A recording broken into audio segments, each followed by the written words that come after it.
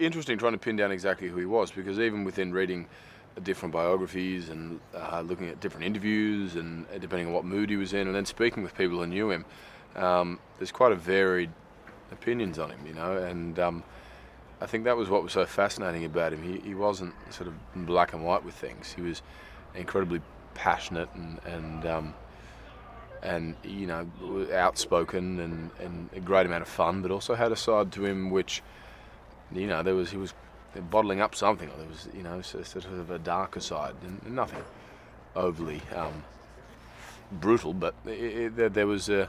few contradictions there, which makes for an interesting character to play. We meet James in around the 1974-75 period when he's racing the F3 cars, and then the film tracks right up until the end of the 1976 season, which is where the final, rivalry comes to a great dramatic head with Niki Lauda and James Hunt, and so you see quite a transition of sort of who these guys are as drivers, but also in their personality. They're sort of the peaks and troughs of who they are through that period's quite interesting. They're pretty much opposites, the two of them. Niki is very much of the intellectual mind, and there's a calculation and risk assessment for the way he approaches racing, and whereas James is, he's an artist, if you will, from the gut, and it's kind of head down and foot down and go for it. And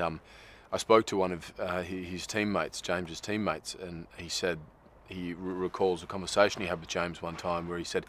"God, James, those first two laps of the race, you were all over the place, And James just said,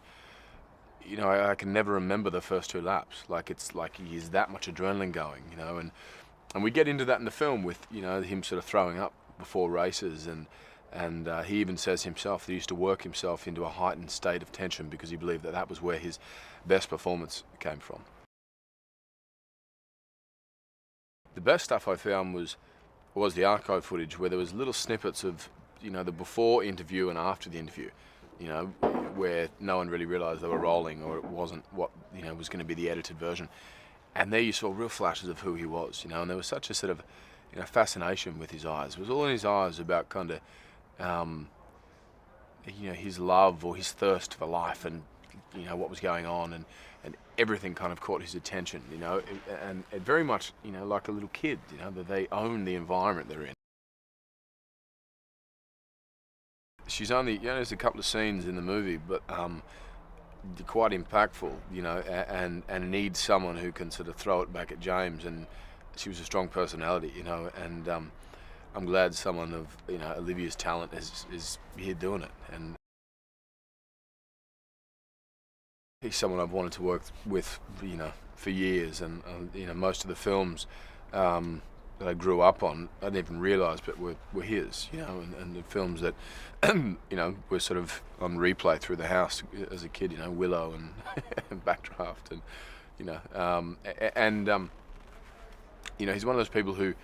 thankfully, is as good a person as he is a director. It's much easier to work with people who you want to be around, and